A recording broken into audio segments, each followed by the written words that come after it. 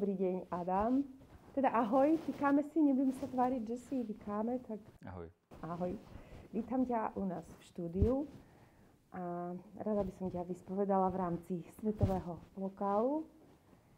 Takže asi by som začala tým, koľkýkrát si v Humennom. Poznal si Humenné predtým, než si došiel na svetový lokál? Moja mama pochádza zo Sečovskej Polianky, takže v podstate v tom zemplínskom regióne som trávil dlhé letá. Sem tam sme išli aj do Humenného, takže v podstate nie je to pre mňa neznámy kraj, kde nič nie je. Ale predsa, je to asi po nejakom čase, tak ako si uvítal myšlienku, že budeš pôsobiť v Humennom na tomto workshope? V podstate išlo hlavne o to, kto ma oslovil. Oslovil ma Peter Kotrha, môj blízky priateľ a spolupracovník dlhoročný, ktorý tu zorganizoval a vedie filmový workshop. Čiže keď mi ponúkol, aby som sa stal na pár dní spolulektorom a aby som spravil masterclass, tak som to uvítal a s radosťou som prišiel. A aké boli tvoje očakávania, teda ak nejaké boli, a ako sa podarilo zladiť očakávania s tou realitou? Každý workshop má ako keby svoje špecifika, ktoré sú jednak takéto toho produkčného alebo organizačného rázu. To znamená, že či je to intenzívny workshop, alebo je dlhotrvajúcejší s mnohými stretnutiami, aká je téma, prípadne aký žáner filmu sa na danom workshope rieši. Takisto je dôležité, že či je napríklad nejaké vekové ohraničenie tých účastníkov. A to sú vlastne ako keby tie faktory, ktoré veľmi, veľmi vplývajú na potom ten samotný charakter toho workshopu. Ale to najdôležitejšie, tak to sú ľudia. A to sa vlastne veľmi ťažko dá predvídať. Čiže vlastne ako keby to, akí ľudia prídu na ten workshop, s akou motiváciou, ako sú, alebo sa dokážu časom otvoriť, ako sú zapálení pre nejaký kreatívny proces, aká je nejaká dynamika, chémia medzi tými účastníkmi. To všetko je veľmi dôležité a vytvára vlastne ten priestor, ktorý potom slúži na vytvorenie tých filmov. A pokiaľ sa to podarí, pokiaľ tá chémia, tá dynamika je fajn, pokiaľ to prostredie, v ktorom sa ten kreatívny proces deje, tak je ako keby žičlivý, tak tie filmy vlastne napriek tomu ťažkému procesu, ktorým vlastne sa musia všetci tí účastníci nejako prelúskať až k tomu finálnemu výsledku, k tomu záverečnému filmu, tak sa to dá vlastne urobiť.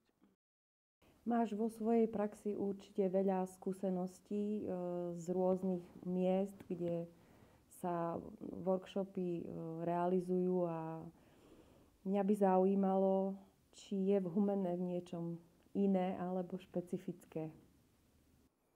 Som tu krátko, takže neviem ako keby presne hovoriť o nejakých humenských špecifikách. Skôr možno z toho zákulisia mám pocit, že ako keby chýba také isté sebavedomie. A nehovorím teraz o sebavedomí účastníkov tohto workshopu, ale skôr o ako keby tých organizačných nejakých zložkách, o podpore zo strany mesta, zo strany ako keby tých jednotlivých, ako to nazvať, jednotlivých organizácií, ktoré vlastne na tom spolupracujú. Takéto nejaké opatrníctvo a tak ako potreba ich viac presviečať, aby do nejakého projektu typu tento, alebo celkovo, keď sa bavíme o hlavnom meste kultúry, vlastne ako keby vyžaduje. A ja si myslím, že je to dosť spojené ako keby s takým nejakým zápalom, ktorý tým pádom treba vlastne vyvolať a neustále ho ako keby vyvolávať a udržovať vlastne. Takže to je, čo sa týka skôr ako keby toho zázemia alebo toho kontextu tohto projektu. Čo sa týka samotných účastníkov, tak v podstate už len ten samotný krok, ten moment človeka, ktorý je ochotný výjsť zo svojej komfortnej zóny a podujať sa na cestu, na konci ktorej je vytvorenie filmu, pardon, na ktorej konci je vytvorenie filmu, tak si zaslúži vlastne rešpekt a obdiv. My v Humennom veľmi pekne ďakujeme, lebo myslím si, že je veľmi dôležité, že prichádza tento druh kultúry aj do Humenného. Ja to tak pracovne nazývam, že 21. storočie prichádza za nami do Humenného. A myslím to tak, že vlastne dosť veľa týchto žánrových záležitostí je kumulovaných v hlavnom meste, prípadne sú určite v rámci Slovenska mesta, kde už to je nejakým spôsobom etablované, aj tie skupiny ľudí. Takže osobne mám veľkú radosť z toho, že takýto workshop a takáto možnosť prišla do Humenného. Ak môžem do toho skočiť, pokiaľ máte pocit, že to 21. storočie do Humenného prichádza nejako pomaly, tak to Humenné by malo vykročiť a ísť k tomu 21. storočiu naproti.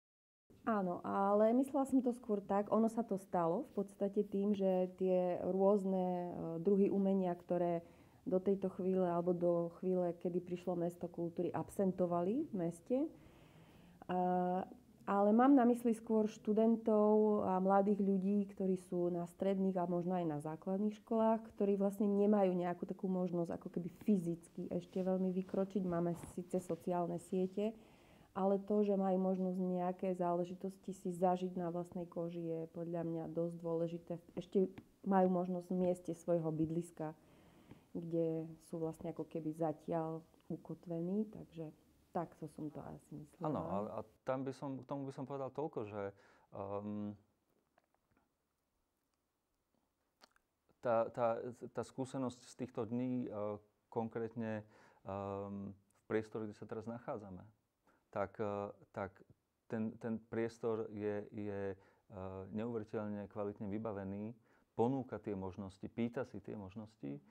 Možno je vlastne ako keby, alebo to, čo je dôležité, je ako keby komunikácia a vlastne ako spájanie tých ľudí s tými rôznymi priestormi, s rôznymi aktérmi na tom poli, na tej mape mesta, tej kultúrnej a edukačnej mape mesta, alebo ten potenciál je obrovský a podľa mňa je to pripravené. Ďakujem za tento postreh, lebo tiež si myslím, že to sieťovanie ľudí je dosť dôležité. To je to správne slovo, sieťovanie. A je dôležité aj, aby vlastne celé tieto všetky aktivity mali nejaký presah a tzv. Udržateľnosť. A ja verím tomu, že do budúcnosti sa tu zrodia ďalšie plány a nápady, ktorými sa bude môcť pokračovať aj v práci so študentami, aj v práci s verejnosťou mesta Humenné.